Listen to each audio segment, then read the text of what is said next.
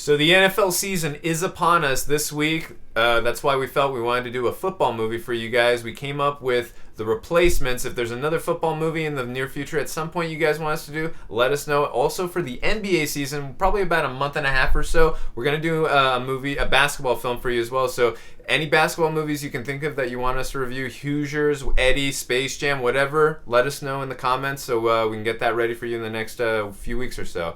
Now, getting back to The Replacements, this film came out in 2000. It was directed by Howard Deutsch. Howard Deutsch is actually married to Marty McFly's mom, Leah Thompson, in real life, so interesting little fact. He directed Pretty in Pink, The Great Outdoors, Getting Even with Dad, a few movies I really enjoyed. I gotta say, just initial thoughts really quick. This movie is hysterical. I love this movie. It's so funny. The story it's pretty basic and simple. Football players don't feel they're being paid enough. This kind of actually happened in the NBA a few years ago. They go on a strike. What didn't happen in the NBA though is they get replacement players. This actually happened in 1987 in the NFL, if I'm not mistaken. They actually did get replacement players, and I believe one of the replacement players in the NFL was one of the actors in the movie playing one of the jerk guys, Martell's friends, Carr. I believe his name is the big dude who rolls over Falco's car. He's actually a real replacement player in '87 for the Denver Broncos. Fun little fact. But just getting to the story, pretty basic story. Replacement players take over for overpaid the normal NFL players who don't feel they're being paid enough. Like I said, pretty basic. But I thought for the basicness of the story, the team chemistry of the squad, the love story, I really got immersed and invested in it. And I know it's not, a big Academy Award tentpole film. It's just a simple little football film. I thought it really did its job and accomplished what it was out to do, and it made me laugh like crazy. Yeah, for what it was, just kind of a fun movie. I thought it was great. Great characters. Just the premise. The premise is, like you said, super simple, but it totally worked. And just seeing all the characters together, all the actors in this movie, I just love it all. Just really well done movie. Yeah, and I mean, just getting into the acting. I know I say this a lot in certain films, but I can't really think of a performance that I'm watching in this film where I'm like, I don't personally. I mean, yes, Martell is a dick, and you don't like his character. But that's the point. That's good acting. That's good acting. He's supposed to be unlikable, but our main characters, they're all lovable, likable, and they're so different. That's what I love about. They're so like Shane Falco. He's the leader, but he's quiet. Has that pressure that he feels towards us after the Sugar Bowl disaster that everyone always reminds him of, which I love. And I love how in the film everyone always reminds him of the Sugar Bowl, and then he comes up with a line like, "Didn't anyone have anything better to do that day?" Yeah. And then you got Clifford Franklin, who refers to himself as the third person, which is hysterical. Once he finally catches the pass, but he can't. He's another nice, soft-spoken guy, but not soft-spoken, but he cannot. He's got bad hands. John Favreau, he's my favorite. Yeah, he's my favorite in this movie, dude. Daniel, right? Danny Bateman.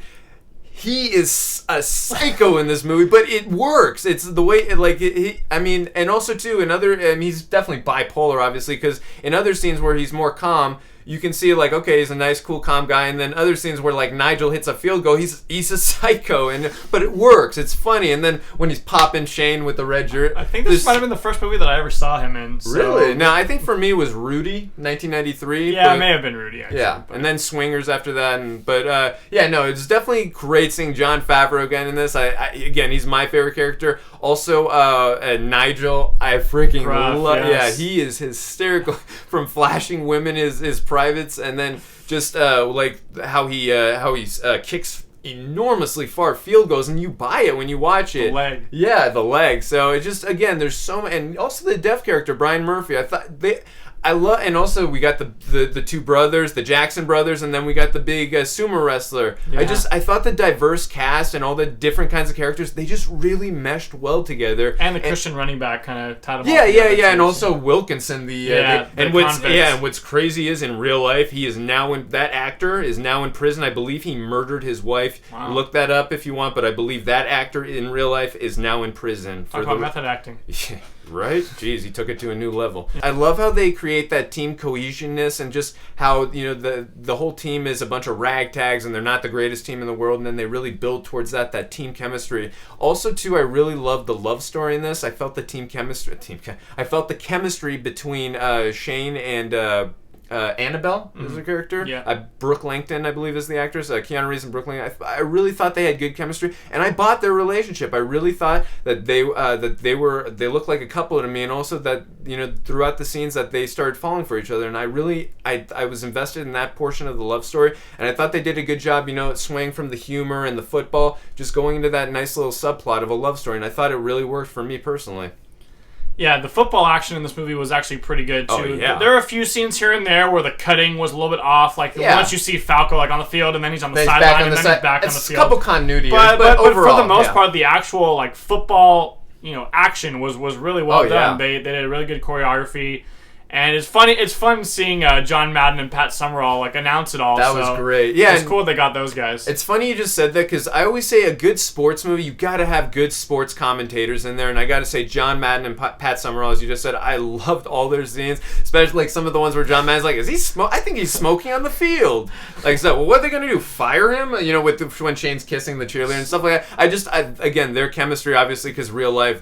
They just managed, yeah, for sure. But you don't watch the film like, God, these guys are they're not good at acting. They're taking you out of the film. No, they actually kept me more invested in during the football plays. I wanted to hear more of their commentating. And I thought they did a perfect job of the amount of time they gave those two. But just going more off your point of the action, the choreography, and of the football, I'm gonna admit I'm not a big NFL or football guy. But I do judge sports movies very harshly on the choreography and the action. And while I was and I have seen a lot of football movies in my time, while I was watching the football choreography in this, as you point out, there were a couple times there were some continuity errors, but that's every movie. There's always continuity errors that I could find in certain films. But point being, I did think the action really blended well with the actors, and I really was convinced that they were playing football, and I thought the football action worked well with the story. I was actually invested in what was going on in the games. I'm like, oh, they're down by a few points. Let's go, score. Yeah, I was really invested. I almost felt like a Washington Sentinels fan almost.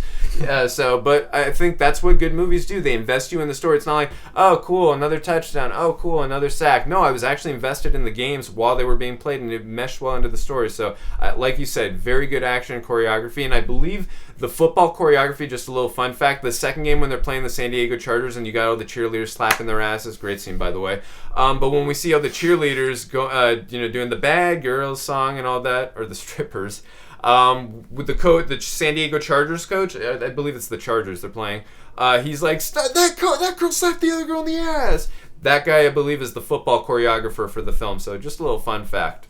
Obviously, in any comedy, we got to talk about the humor of the film. I kind of already mentioned a little bit earlier in this review, but I'll say it again. The humor in this film, the physical comedy, everything just really works for me. It's a very funny film. Again, my two favorite characters in the film, in terms of the comedy especially, are Jon Favreau, Danny, and I probably butchering his name, Ralph Ifen. Yeah. As he played the Lizard in Amazing Spider-Man 1.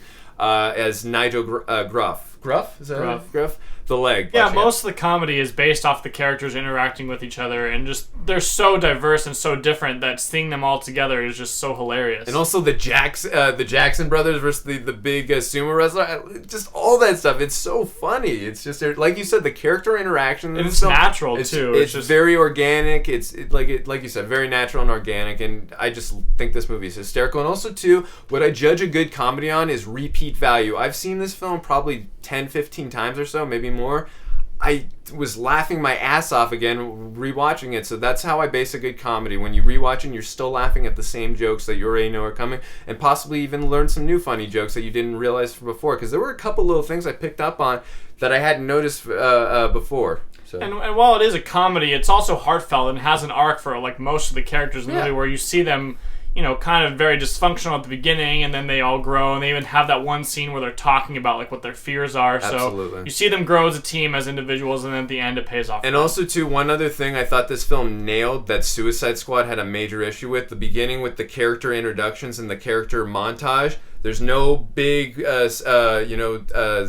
dialogue or exposition telling you about these guys. You just hear from Gene Hackman in the background, kind of like Amanda Waller, and then you see some actions and what they do. You immediately know who these characters are and what they're about. There's not some crazy montage, which again, I did like the Suicide Squad montage, but to me that's going too hard and doing too much. This is simple, and I immediately knew these characters right away and what they were about, and that's what a good film does to me personally. So I thought this film nailed the character montage at the beginning as well. You mentioned Gene Hackman too. We gotta mention Gene him. Hackman. He's good in everything he does, but he was just perfect for this movie too. Sports movie coach. Yeah. He does play a good coach, so he's been in it a couple times. Overall, this movie is hysterical. It sets out to do what it's supposed to do. It's a simple little story about replacement players taking over for overpaid athletes who don't appreciate what they have and giving these guys a second chance. And like you pointed out, I thought they did a great job with the arcs of each character, especially Shane Falco for me personally. I really enjoyed the love story in this film.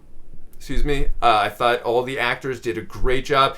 I mean, especially Jon Favreau and Rhys-Ifan. Sorry if I butchered that. But obviously, they all did amazing. Keanu Reeves, Gene Hackman, all of them. They were all great. I thought the football choreography was fantastic. As you pointed out earlier, there were a couple little continuity errors here and there, but every film has that. I thought the direction by Howard Deutsch was spot on. I thought the comedy was really good. I still keep laughing when I rewatch this film. I'm going to give The Replacements an 8.5 out of 10. Yeah, I really enjoy this one. It by no means is trying to be an Academy Award-winning movie, but for what it is, it's perfect. Just a really fun sports movie with a good story and great characters. I love pretty much everything about this movie. I'm going to give it 8.5 too. Alright guys, well that's going to do it for this video. Let us know what you thought about this movie in the comments section, and if you like this video, you can hit the subscribe button. See you guys next time.